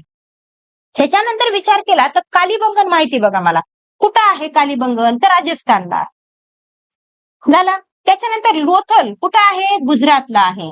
आणि राखीगडी कुठं आहे, तर हरियाणाला आहे. तर अशा पद्धतीचा पर्याय कुठं दिसतोय तुम्हाला, तर दायमाबादचं 4 म्हणजे अचं 4, हे बघा इथं 4 आहे, इथं 4 आहे. त्यानंतर राखीगडी 1, हे बघा इथं आहे. त्याच्यानंतर लोथल 2 आणि कालीबंगन 3. म्हणजे हे आपलं काय असणार आहे, योग्य उत्तर असणार आहे. तर तुम्हाला सांगितलं हे कुठून आलं, काय आलं बघा. आता ह्या नकाशामध्ये दाखवून देते तुम्हाला. म्हणजे आता तुम्ही तर नकाशा नेहमीच पाहत आहात. महाराष्ट्राच्या नकाशामध्ये कोणतं राज्य सध्याच्या काळामध्ये कुठं आहे हे तुम्हाला माहित आहे, असं समजून मी तुम्हाला इथं दाखवत आहे. बघा सगळ्यात अगोदर इथं दायमाबाद बघा, हे पेन चालतोय का ह्याच्यावर, तर हे बघा तुम्हाला इथं दायमाबाद दिसत आहे, बरोबर का. तर दायमाबाद महाराष्ट्रामध्ये आहे. त्यानंतर जर तुम्ही वरी गेला तर हे बघा इथं कालीबंगन, इथं काय आहे, राजस्थान आहे. हे झाले का 2. त्याच्यानंतर बघा तुम्हाला इथं दिसेल बघा, राखीगडीच्या अगोदर आपण काय करूया, लोथल बघूया. इथं काय आहे, गुजरात आहे. सर्वांना माहित आहे की महाराष्ट्राच्या वरी काय आहे, गुजरात आहे. आणि म्हणून त्यामुळं हे जे काय आहे ते लोथल इथं आहे गुजरातमध्ये. त्यानंतर बघा इथं राखीगडी काय आहे, तर हरियाणामध्ये आहे. सध्याचा नकाशा तुम्हाला कोणतं राज्य कुठं आहे हे सर्वांना माहित असलं पाहिजे. आपण महाराष्ट्रातच म्हणाले, महाराष्ट्रात राहतो, पण आपण भारत देशात राहतो, तर भारत देशामधला आपल्याला कानाकोपरा नकाशाचा माहिती पाहिजे. बघा पुढे जाऊया. बघा प्रश्न काय आहे की हडप्पा संस्कृतीच्या उत्खननात आढळणाऱ्या मुद्रा डॅश नावाच्या दगडापासून बनविल्या जातात. तर कोणत्या दगड आहे तो, कोणत्या दगडापासून बनवल्या जातात, तर सिएटाईट या दगडापासून या मुद्रा बनवल्या जातात. तर हा प्रश्न निश्चितच तुम्ही ओळखला असेल. जे कोणी आपले रेग्युलर आपली जी सिरीज आहे इतिहासाची ती जर तुम्ही पाहत असाल तर तुम्हाला या प्रश्नाचं उत्तर सुद्धा तुम्हाला कळलेलं असणार आहे अगोदरच मी सांगण्याच्या अगोदर. आता हेही कळलं असेल की हा प्रश्न नेमका आलाय कुठून, तर 6वीच्या पुस्तकातून आलेला आहे. कारण आपलं झालंय ना 6वीचं, पेज नंबर सांगावं लागेल ना पण. तर बघा हा जो काही प्रश्न आलेला आहे तो इयत्ता 6वीच्या पुस्तकातून आलेला आहे आणि पेज नंबर किती तर 11 वरून हा प्रश्न घेतलेला आहे. मग कुठं आहे तर बघा इथं दिलंय. हडप्पा संस्कृतीच्या मुद्रा प्राधान्यानं चौरस आकाराच्या होत्या. हे पण लक्षात असू द्या, ह्या वेळेस जर आपल्याला त्या मुद्राचा आकार विचारला तर आपण पटकन सांगायचं चौरस आकाराच्या आहेत म्हणून. तर सिएटाईट या नावाच्या दगडापासून बनवल्या जात. बाकीचं पण तुम्ही वाचून घ्या की मुद्रावर विविध प्राण्यांच्या काय आहेत आकृत्या आहेत. त्याच्यामध्ये बैल आहे, म्हैस आहे, हत्ती आहे, गेंडा, वाघ आणि यासारखे खरेखुरे प्राणी आणि एकसिंगासारखे काल्पनिक प्राणी असं सुद्धा त्या ठिकाणी. त्यानंतर बघा की एवढे तर प्राणी हे खरेखुरे आहेतच, त्याबरोबर काही कल्पित प्राणी असं म्हणजे इमॅजिन करून सुद्धा त्यावर काय केलेले आहेत, चित्र काढलेले आहेत. मनुष्य आकृतीही आढळतात म्हणे बरं. या मुद्रा ठसा उमटवण्यासाठी वापरल्या जात. तर सर्वच्या सर्व माहिती अतिशय महत्वाची आहे. पद्धतशीर पेज नंबर दिलेला आहे, त्याच्या आजूबाजूचं सुद्धा काय करायचं वाचून घ्यायचं. पुढे जाऊया. पुढील पैकी अचूक साखळी ओळखा. अचूक म्हणजे काय आहे तर बरोबर साखळी आपल्याला ओळखायची आहे. बरोबर साखळी ओळखायची आहे म्हणजे याचा त्याच्याशी संबंध लागला पाहिजे. बघा हा सम्राट अलेक्झांडर आहे आणि याचा तक्षशिला आणि कलिंग युद्धाशी काहीही संबंध नाही. कलिंग युद्ध म्हटलं की कोणाचा संबंध आहे, सम्राट अशोकाचा आहे. त्या युद्धानंतर त्यांना काय केलं होतं तर युद्ध करणंच बंद केलं होतं. म्हणजे एक प्रकारे शांतता. म्हणजे त्यांना या ठिकाणी त्या युद्धानंतर कळलेलं आहे की हे जे काही युद्ध वगैरे आहे तर याच्यामध्ये काही नाहीये. तर शांततेचा मार्ग त्यांना काय केलेला आहे अवलंबलेला आहे. त्यानंतर बघा हे इथं सम्राट अशोक दिलंय, नंतर हे मगध, इंडिका वगैरे ह्याचा काही संबंध नाहीये बरं. कुठंच लागोपाठ कुठंच काही संबंध नाहीये.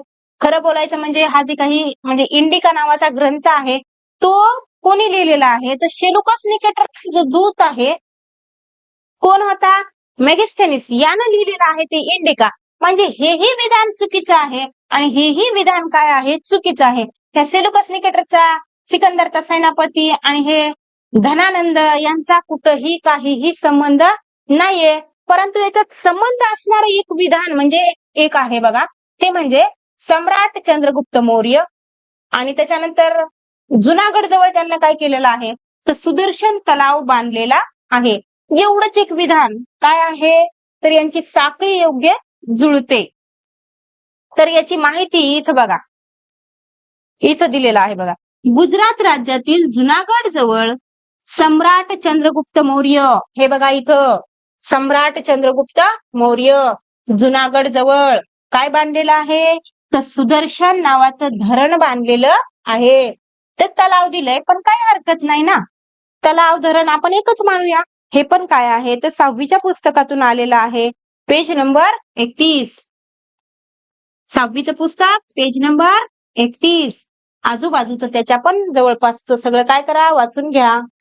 बघा या ठिकाणी पुढील पैकी चुकीची जोडी ओळखा. आपल्याला काय करायचंय चुकीची जोडी ओळखायची आहे. तर आपल्याला कोणाचं साहित्य कोणतं आहे हे पण एवढं आपल्याला वाचायचंय की त्याचं नाव घेतलं की असं समजलं पाहिजे, हा हे का, हा ह्यानं हे लिहिलंय, ते का त्यानं ते लिहिलंय, असं आपल्याला झोपेतून उठवून जरी विचारलं तरी पण आपल्याला ते कळलं पाहिजे ना. ह्या वयामध्ये म्हणजे सध्या तरी आपल्याला पाठ करण्याची गरज नाही. आपली बुद्धिमत्ता एवढी प्रगल्भ झालेली असते की आपण जर एखादं पेज सारखं सारखं वाचलं तर काही वेळानंतर, काही दिवसानंतर म्हणाल्या तर काय होणार आहे तर आपल्याला ते आपोआप सगळ्या घटना वगैरे आपल्या लक्षात येणार आहेत. आपल्याला पाठांतर करायचे नाही, आपल्याला काय करायचे कन्सेप्ट समजून घ्यायचे आहेत. त्याचबरोबर बऱ्याच जणांचं कसं आहे बघा, भूगोलसाठी पण बऱ्याच कमेंट येत आहेत की भूगोल विषयाचे काय करा लेक्चर घ्या म्हणून. तर तुम्हाला त्या कन्सेप्ट तुम्हाला असं पाठांतर करायची गरजच लागणार नाही भूगोलमध्ये. भूगोलचं तुम्हाला अशा पद्धतीने मी लेक्चर घेणार आहे की तुम्हाला हर एक कॉन्सेप्ट जे तुमच्या शालेय जीवनामध्ये क्लिअर झाले नाही ते हर एक कॉन्सेप्ट या ठिकाणी क्लिअर होणार आहे आपल्या लेक्चर पासून. तर फक्त तुम्हाला एकच काम करायचंय, व्हिडिओ शेअर करायचे आहेत. आधी हे बघूयात. बघा, तर याच्यामध्ये आपल्याला चुकीची जोडी शोधायची आहे आणि चुकीची जोडी कोणती आहे तर हे बघा, पाणिनी यांचे अष्टाध्यायी हे जवळजवळ मी म्हणते की आता लेक्चर बघायले त्यांच्यापैकी 90% लोकांना काय आहे माहित आहे. झालं. त्याच्यानंतर कालिदास यांचं काय आहे रघुवंश आहे. माघ यांचं काय आहे शिशुपाल वध आहे. हे थोडस तुम्हाला पाठ करावं लागणार आहे, बघावं लागणार आहे. त्याच्यानंतर बघा इथं दिलंय भारवी यांचं कुमार संभव. हे मात्र काय आहे तर चुकीचं आहे. तर हे कुमार संभव जे आहे की नाही ते कोणाचं आहे माहितीये का, कालिदास यांचं आहे कुमार संभव. हे कालिदास यांचं आहे. म्हणजे ही जोडी काय आहे तर चुकीची आहे. मग भारवी यांचं काय आहे तर किराता अर्जुनीय हे आहेत. म्हणजे हे जे काही ग्रंथ काय म्हणता येईल त्यांना, साहित्य जे आहे किराता अर्जुनीय ते कोणाचं आहे तर भारवी यांचं आहे. आपण इकडे आता पेजवर पाहूतच, अगोदर बघूया की हे नेमकं आलंय कुठून. तर बघा, हे आलेलं आहे इयत्ता 6वीचं पुस्तक. कितवीचं? इयत्ता 6वीचं पुस्तक. ज्यांना कुणाला वाटते पेपर सेकंड देत आहोत मग 6वीचं पुस्तक वाचण्याची काय गरज आहे त्यांना लक्ष द्या. हे काय आलेलं आहे 6वीच्या पुस्तकातून आले. कुठून आलेलं आहे पेज नंबर पण सांगते तुम्हाला, पेज नंबर 49. आता इथं जाऊयात. बघा, आता तुम्हाला इथं दिसतंय बघा की पाणिनी यांचं काय आहे अष्टाध्यायी, बरोबर. त्याच्यानंतर आणखीन काय होतं बघा तिथं, इथं बघा, इथं दिसतंय की कालिदासांची रघुवंश आणि कुमार संभव, तसेच भारवीचं काय आहे किरात अर्जुनीय आणि माघांचे काय आहे शिशुपाल वध. हे नीट पहा आणि याच्या आजूबाजूचं जे आहे ते पण सर्व वाचून घ्या, कारण की प्रश्न कसाही फिरू शकतो. PYQच्या आधारावर शक्यतो पुढचा पेपर निघत असतो आणि माझ्या माहितीस्तव माझ्या अभ्यासानुसार 24 पासून म्हणजे प्रश्न विचारण्याचा पॅटर्न काय झालेला आहे चेंज झालेला आहे, जवळजवळ चेंज झालेला आहे. तुम्ही काय करा, आधीचे PYQ म्हणजे 2013 पासून ते 2021 पर्यंतचे PYQ घेऊन पहा, तुम्हाला ते कशा पद्धतीचे दिसतात. त्याचबरोबर 24चा आणि 25चा पेपर घेऊन पहा. एकाच दुसरा म्हणजे प्रश्न तुम्हाला काय केलेला आहे घुमून विचारण्यात आलेला आहे, नाहीतर शक्यतो प्रश्नपत्रिका काय केलेली आहे शक्यतो नवीनच काढलेली आहे. तर मला हे इथं बोलायचं नव्हतं, मला इथं फक्त एवढंच म्हणायचं होतं की प्रश्नपत्रिका काय झालेली आहे म्हणजे PYQचा पॅटर्न जो आहे तो काय झालेला आहे 2024 पासून बदललेला आहे, त्याच्यामध्ये चेंज झालेला आहे. ते कसे कसे चेंज झालेले आहेत तर ते तुम्हाला पेपर म्हणजे PYQचा अभ्यास केल्यावर तुमच्या लक्षात येईलच. इथे तुम्हाला जोड्या लावायच्या आहेत. कधी तुम्हाला विधानं दिली जातात, कोणतं विधान बरोबर आहे ते विचारलं जातं, तर इथं आपल्याला काय करायचं जोड्या लावायच्या. बघा, जे काही मंत्री असतात की नाही काय काम आहे पत्र व्यवहार सांभाळणे. त्याच्यानंतर हे जे अमात्य आहेत की नाही तर ते काय करतात राज्याचा जमा खर्च पाहतात. आता बघा, हे राज्याचा जमा खर्च पाहतात म्हणजे पैशाशी संबंधित आहे. म्हणजे यांना आपण अमात्य हे जे आहे याच्यावरून आपण यांना अर्थमंत्री म्हणूत का, अर्थमंत्री. म्हणजे आपल्याला परीक्षेत लक्षात राहील आलं की समजायचं हे आहेत अर्थमंत्री, पैशाचं काम पाहतात, मग लगेच काय करायचं राज्याचा जमा खर्च, हे खर्च वगैरे तर लक्षात येते हे पैशाचं काम आहे म्हणून, है की नाही. त्याच्यानंतर सुमंत हे काय आहे पुन्हा नंतर सुमंत, सुमंतांचं काय काम आहे तर हे आहेत बघा परराष्ट्र मंत्री.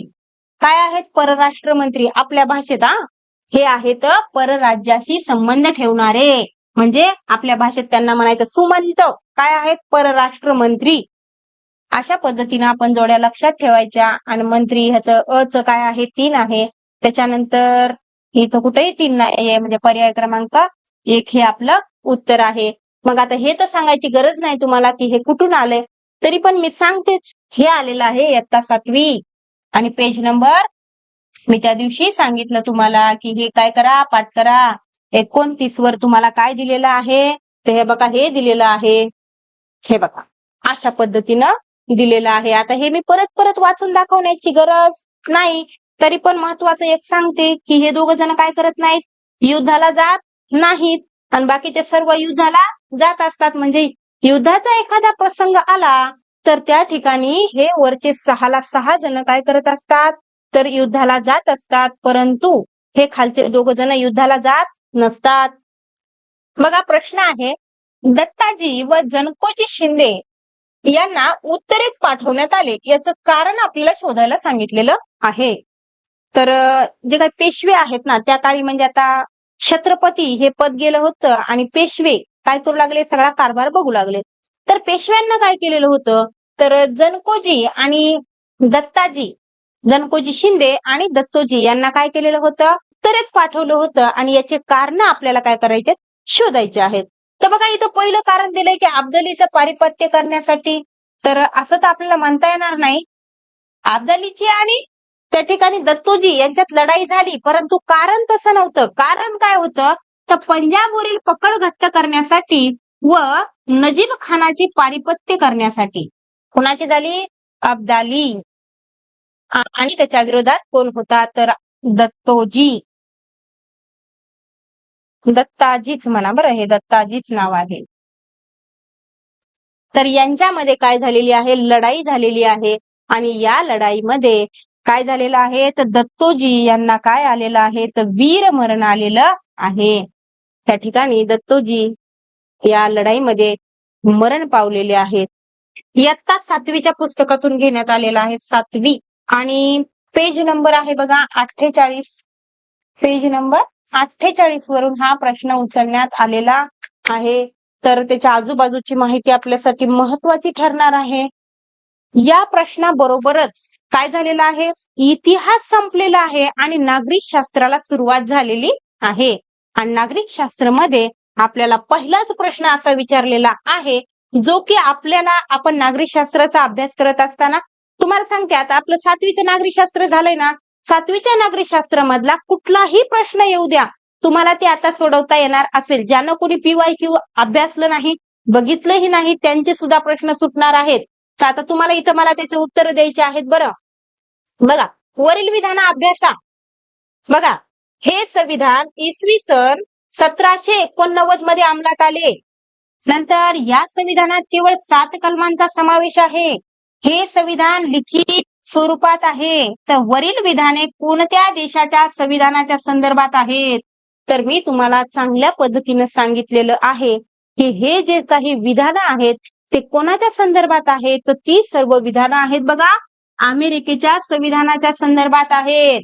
बघा इथं तुम्हाला दिसल, काय दिसल, तर इथं दिसते बघा 1789 मध्ये काय झालेलं आहे, अमेरिकेचे संविधान अंमलात आले. ते कसं आहे, लिखित आहे.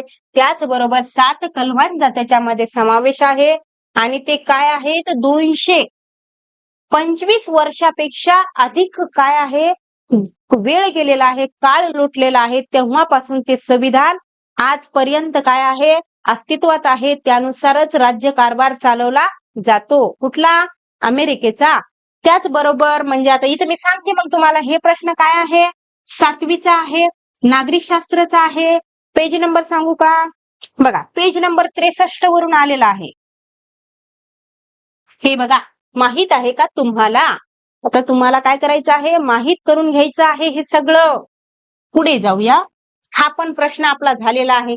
भलेही तुम्ही प्रश्न कसाही घेतला असला, म्हणजे कसाही म्हणजे काय येडावाकडा नाही घेतलेला, बरोबरच घेतलाय, पण थोडासा काय आहे, आपल्या प्रश्न बनवण्यामध्ये आणि PYQच्या प्रश्नामध्ये थोडासा काय आहे, बदल आहे. तो कसा आहे, तर आम्ही भारताचे लोक या शब्दांनी संविधानाच्या डॅश सुरुवात होते. कशाची सुरुवात होते, तर ती होते बघा उद्देशिकेची सुरुवात होते. मग हा पण प्रश्न कशातला आहे, तर 7वीच्या नागरिकशास्त्र मधला आहे. 7वीचं नागरिकशास्त्र. पेज नंबर कुठून आलेला आहे, पेज नंबर 68 वरून हा प्रश्न विचारण्यात आलेला आहे. बघा, संविधानाच्या उद्देशिकेची सुरुवात आम्ही भारताचे लोक या शब्दाने होते.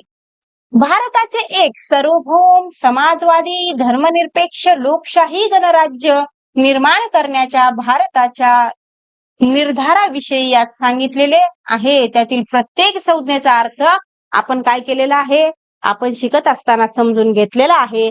आता इथं आपल्याला एवढंच लक्षात ठेवायचं की उद्देशिका जी आहे तिची सुरुवात कशाने होते, तर आम्ही भारताचे लोक. तर बघा विद्यार्थी मित्रांनो, या ठिकाणी आपण ही जी माहिती पाहिलेली आहे ती कशाची पाहिली, या प्रश्नाविषयीची पाहिलेली आहे. या ठिकाणी इथं जे आपण ते पेज घ्यायचं ते काय झालेलं आहे, पुढे गेलेलं आहे. आणि इथं हा जो प्रश्न आहे तो आपल्याला पाहायचा आहे. बघा प्रश्न काय आहे, तर व्यक्तीच्या मूलभूत हक्कांचा भंग झाल्यास न्यायालयाकडे दाद मागता येते. हे डॅशचे उदाहरण आहे. कशाचं उदाहरण आहे हे, तर हे उदाहरण आहे बघा संविधानात्मक उपाययोजनेचा हक्क. हे पण आपण पाहिलेलं आहे. कुठून आलेला आहे हा प्रश्न, पण इयत्ता 7वी मधून आलेला आहे. पेज नंबर बघू का, पेज नंबर 80 वरून. तर याचं कात्रण इथं म्हणजे मागच्या प्रश्नाचं कात्रण इथं घेतल्यामुळं याचं कात्रण काय केलेलं आहे, राहून गेलेलं आहे. तरी तुम्ही काय करा, पेज नंबर 80 वर जाऊन पहा हे प्रश्न. आता मी एवढं तुम्हाला डिटेल मध्ये दिलेलं आहे. बघा प्रश्न आहे, महाराष्ट्र विधान परिषदेसंदर्भात पुढील पैकी कोणते विधान चुकीचे आहे. आपल्याला चुकीचं विधान विचारलेलं आहे. आता हे पण प्रश्न कशाचा होता बघा, नागरिक शास्त्राचा होता. बरं आता एकदा इतिहास संपलं, आता याच्या पुढचे सगळे प्रश्न नागरिक शास्त्राचे असणार आहेत. नाही तर जाऊन बघताना इतिहासाच्या पुस्तकामध्ये बघा. आता आपल्याला चुकीचं पाहिजे, इथं काय दिलंय, विधान परिषद पूर्णतः बरखास्त होत नाही, तर योग्य आहे हे विधान. त्यानंतर विधान परिषद हे विधिमंडळाचे दुसरे सभागृह आहे. अगदी बरोबर आहे. विधान परिषदेतील ठराविक सदस्य दर 2 वर्षांनी काय होतात, निवृत्त होतात व तेवढेच पुन्हा नव्याने निवडले जातात. अगदी बरोबर आहे. परंतु चौथं जे विधान दिलंय की नाही, इथं दिलंय की अँग्लो इंडियन समाजास पुरेसे प्रतिनिधित्व नसल्यास त्या समाजाचा एक प्रतिनिधी राज्यपाल विधान परिषदेवर नेमतो. राज्यपाल नेमतो म्हणे, परंतु राज्यपाल जो काही राज्यपाल आहे तो या अँग्लो इंडियन समाजातील लोकांना नेमत नाही. मग कोणाला नेमतो, तर ते आपण पुढे तिकडे पाहणारच आहोत. म्हणजे की कला क्षेत्रामध्ये, त्याचबरोबर साहित्य विज्ञान या क्षेत्रामध्ये पारंगत असणाऱ्यांची काय करत असतो, नेमणूक करत असतो. अँग्लो इंडियनचं नाही. म्हणून हे विधान काय आहे, चुकीचं आहे. आपल्याला चुकीचं विधान हवं होतं. आता जे वरचे विधान आहे ते खरंच योग्य आहेत का, आपल्याला ते पडताळून पाहावं लागणार आहे. बरोबर की नाही. तर बघा पहिलं विधान आहे की विधान परिषद बरखास्त होत नाही. तर इथं दिलंय बघा, विधान परिषद पूर्णतः बरखास्त होत नाही, म्हणजे हे काय आहे विधान, अगदी बरोबर आहे. त्याच्यानंतर बघा विधिमंडळाचे हे दुसरे सभागृह असून म्हणजे आहे, इथं काय दिलंय बघा, हे बघा विधान परिषद हे विधिमंडळाचे दुसरे सभागृह आहे. तर अगदी बरोबर आहे. काय आहे, विधान परिषद हे महाराष्ट्राच्या विधिमंडळाचे काय आहे, दुसरे सभागृह आहे. त्यानंतर महत्वाचं असं आहे, कोणतं विधान, तर पूर्णतः बरखास्त होत नाही. विधान परिषद पूर्णतः बरखास्त होत नाही, तर दर 2 वर्षानं काय होत असतात, तर तिथल्या निवडणुका होत असतात. आणि ज्यांचं काय झालेले आहेत, 6 वर्ष पूर्ण झालेले आहेत असे लोक त्या ठिकाणाहून जातात आणि तितक्याच जागेसाठी दुसरे काय होतात त्या ठिकाणी येतात. म्हणजे हे काय होत नाही, पूर्णतः बरखास्त होत नाही. तर आता ही माहिती कुठं आहे नेमकी, की बाबा दर 2 वर्षांनी हो का, त्यातील ठराविक सदस्य दर 2 वर्षांनी निवृत्त होतात आणि तेवढ्याच जागेसाठी निवडणुका, आणि ती पदे काय केली, निवडणुका होऊन ती पदे काय केली जातात, भरली जातात. आणि हा जो हे काही चुकीचा पर्याय आहे, तर चुकीच्या पर्यायाविषयी बोलायचं म्हणजे इथं दिलेलं आहे बघा, की कला साहित्य विज्ञान समाजसेवा या क्षेत्रातील तज्ञ व्यक्ती राज्यपाल नेमतात. या ठिकाणी आपल्या लक्षात आलं असेल, अँग्लो इंडियन समाजाच्या लोकांना प्रतिनिधित्व वगैरे दिलं जात नाही. तर ते कला साहित्य विज्ञान त्याचबरोबर समाजसेवा या क्षेत्रातील जे तज्ञ लोक असतात त्यांची तिथे निवड करतात. आणि निवड कोण करते, तर राज्यपाल करतो. आता हे प्रश्न जे आहे ते आता 8वीच्या नागरिकशास्त्र मधला आहे. आणि पेज नंबर किती आहे, तर पेज नंबर आहे बघा 84. इथं जाऊन तुम्ही पहा, जास्तीची माहिती तुम्ही घ्या तिथं जाऊन. आता आठवीचं आपलं शिकवायचं राहिलंय, मान्य आहे मला. आता लागलीच आपण काय करणार आहोत, आठवीचा आपण इतिहास सुरू करणार आहेत. आणि ज्या पद्धतीनं आपण 6वी-7वीचं नागरिकशास्त्र शेवटी घेतलं, त्याच पद्धतीनं नागरिकशास्त्र सुद्धा शेवटी त्या ठिकाणी घेतलं जाईल. प्रश्न उत्तर स्वरूपामध्ये आपलं लेक्चर असणार आहे. जरी प्रश्न उत्तर स्वरूपामध्ये असलं लेक्चर तरी सुद्धा पहा. आता याच्यानंतर तर खास करून मी असं म्हणजे आता ज्यांना पीडीएफ घेतली की नाही 7वीची त्यांना सुद्धा लक्ष करा, की जे काही प्रश्न आहेत ते एकदम म्हणजे प्रत्येक धडा, पहिला धडा त्याच्यातले जे पॉइंट टू पॉइंट माहिती म्हणजे माहितीवर प्रश्न विचारलेले आहेत. त्याच्यानंतर दुसरा धडा चालू झाला, पॉइंट टू पॉइंट प्रश्न काढलेले आहेत. म्हणजे ज्यांना पीडीएफ घेतलेला आहे त्यांचं निश्चितच त्या ठिकाणी काय होणार आहे तर फायदा होणार आहे. आणि अशाच पद्धतीनं ही सिरीज सुरू राहणार आहे. पुढे जाऊया, की पुढील विधाने वाचा. बघा, आता एवढा प्रश्न बघितल्यावर तर आपलं काय होतंय, आधीच माणूस घाबरून जाते प्रश्न एवढा बघितल्याच्या नंतर. आणि हे एवढा प्रश्न काढण्यामागचं कारणच असं असते, की पुढच्याच काय व्हावा, आधीच हातपाय काय व्हावेत, गार व्हावेत. परंतु आपल्याला असं करायचं नाही, एकदम हिमतीनं काम घ्यायचंय आपल्याला. बघा, विधान अ काय आहे तर 1914 ते 1918 या कालावधीत पहिले महायुद्ध झाले. तर अगदी बरोबर आहे, हे विधान काय आहे, अगदी बरोबर आहे. त्यानंतर पहिल्या महायुद्धात कोण तर Britain, France, Russia, Italy, America हा मित्र राष्ट्रांचा गट होता. अगदी बरोबर आहे हे पण. त्यानंतर विधान क दिलेलं आहे, पहिल्या महायुद्धात जर्मनी, ऑस्ट्रेलिया, हंगेरी, तुर्कस्तान, बल्गेरिया हा मध्यगत राष्ट्रांचा गट होता. तर हे पण विधान योग्य आहे. बघा, पुस्तकामध्ये तुम्हाला मित्र राष्ट्र त्याचबरोबर मध्यस्थी किंवा मध्यगत करणारे राष्ट्र यांचं काय दिलेलं आहे, असं कॉलम दिलेलं आहे.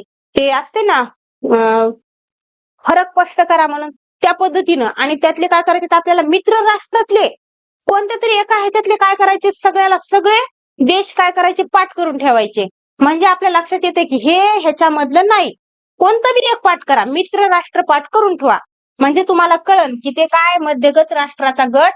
त्याच्यातलं एखादं बी ह्याच्यामध्ये मिक्स झालं की लगेच लक्षात येते हे विधान काय आहे, चुकीचं आहे. तर सगळे जिथं बरोबर आहेत. तर बघा, इथं विधान अ ब क बरोबर, म्हणजेच पर्याय क्रमांक 1 हे आपलं उत्तर असणार आहे.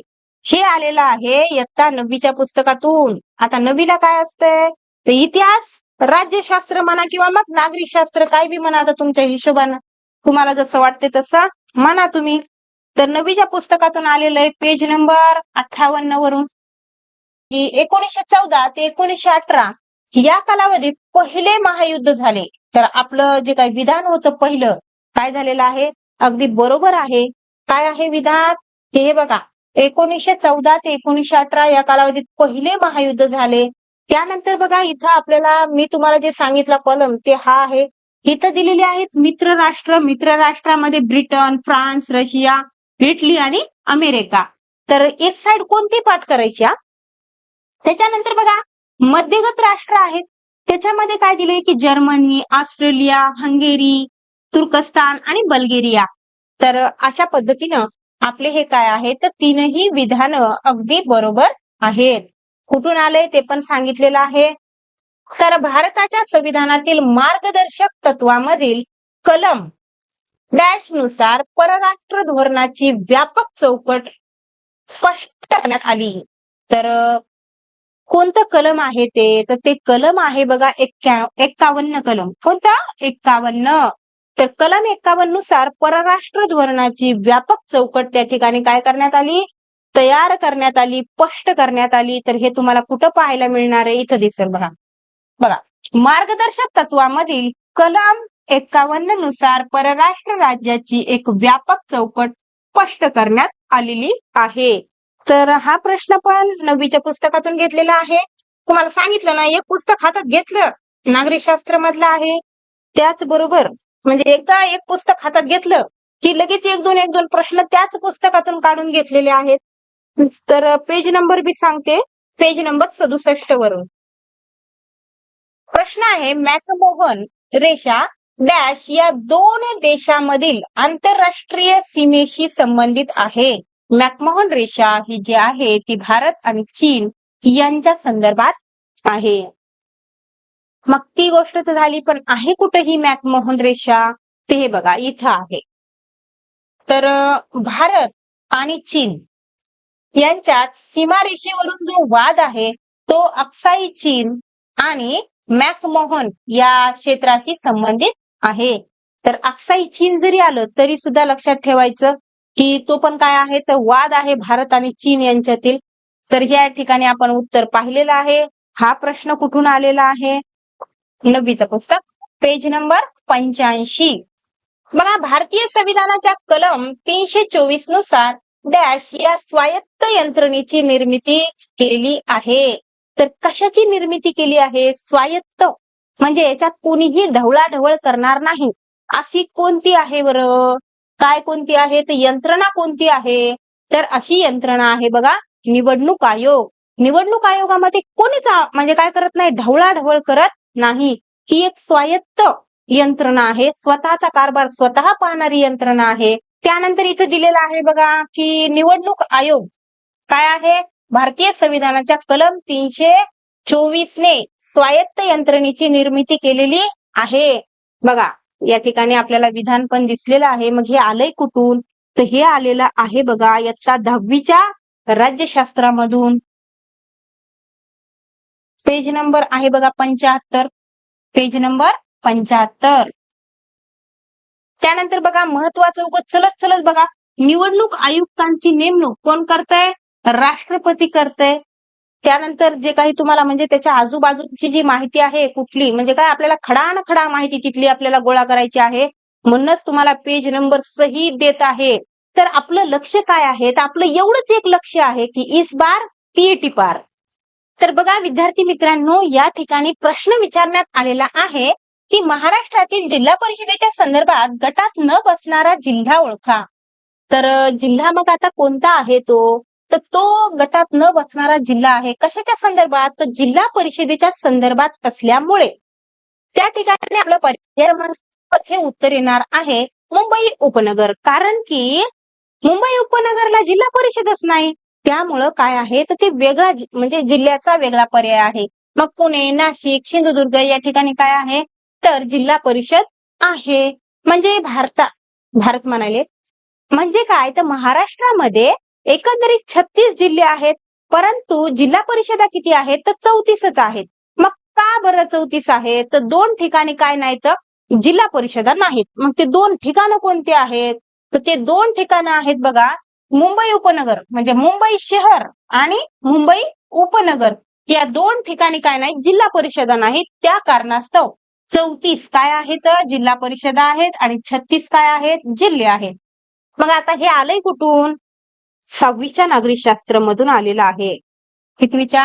6वीचं नागरिकशास्त्र. तुम्हाला असं वाटलं असं आतापर्यंत 6वीच्या नागरिकशास्त्रावर एकही प्रश्न आलेला नाहीये, तर 6वीचं नागरिकशास्त्र म्हणजे काही करण्याची गरज नाही असं अजिबात विचार करू नका.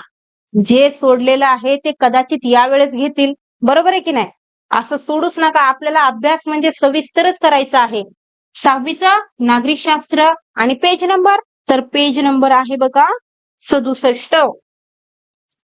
हे पेज नंबर काढण्यासाठी जवळपास म्हणजे प्रत्येक प्रश्न आणि तो कुठून आलाय हे काढण्यासाठी माझा जवळपास अख्खा दिवस म्हणजे काय सतत काय मी तेच शोधत नव्हते. घरातले काम वगैरे पाहत पाहत मी ते काय केलेलं आहे शोधलेलं आहे. पण एक दिवस माझा ह्याच्यामध्ये गेलेला आहे. आणि का शोधलेला आहे तर तुम्ही काय करावं ते पेज नंबर दिलाय म्हणजे त्याच्या आजूबाजूची माहिती तुम्ही वाचावी याच्यासाठी मी हे पेज नंबर देत आहे. चला मग पुढे जाऊया. आता बघा प्रश्न आहे की नगर परिषद बरोबर जर मुख्य अधिकारी असेल तर महानगरपालिका बरोबर काय असणार आहे? तर हे बघा ही जी काही नगर परिषद आहे हिचा जर मुख्य म्हणजे प्रशासकीय अधिकारी जर मुख्य अधिकारी असेल तर महानगरपालिकेचा प्रशासकीय अधिकारी कोण आहे? तर तो आहे आयुक्त. कोण आहे? आयुक्त. आपण हे सुद्धा घेतलेलं आहे, आपलं झालेलं आहे बरं. कोणतं झालेलं आहे? एवढं झालंय हे नगर परिषद आणि हे पुढचं पण आपलं काय झालेलं आहे, बरं जाऊ द्या. तर हे सुद्धा आपण काय केलेलं आहे, घेतलेलं आहे. नेमकं कोणत्या पुस्तकात आहे तर ते पण मी तुम्हाला या ठिकाणी सांगते. हे बघा इयत्ता 6वीच्या पुस्तकातून आलेलं आहे. पेज नंबर 73 वरून हा प्रश्न उचलण्यात आलेला आहे. उत्तर काय आहे याचं, तर आयुक्त. सर्वच्या सर्व आपण घेतलेलं आहे. जे जे म्हणजे आपला आता 6वीचा इतिहास नागरिकशास्त्र आणि 7वीचा इतिहास नागरिकशास्त्र कंप्लीट आहे, तर त्यातला कुठलाही प्रश्न आला तर तो नक्की तुम्हाला सोडवता येणार आहे. हे तुमच्या आता लक्षात आलेलंच असेल. बघा, महानगरपालिका आयुक्त हा महानगरपालिकेच्या प्रशासनाचा प्रमुख असतो आणि हीच आपल्याला तिथं काय करायची होती, तर जोडी लावायची होती. तर विद्यार्थी मित्रांनो, या ठिकाणी काय होतात, तर इतिहास व नागरिकशास्त्रचे प्रश्न संपतात. सेकंड पार्ट मध्ये आपण काय करूया, भूगोल आणि अर्थशास्त्रचे प्रश्न घेऊया. कारण की हे लेक्चर काय होणार आहे, खूप मोठं होणार आहे. त्यासाठी काय करूया, आपण हे बाकीचं राहिलेलं पुढच्या पार्ट मध्ये घेऊया. तर भेटूया पुढच्या व्हिडिओ मध्ये.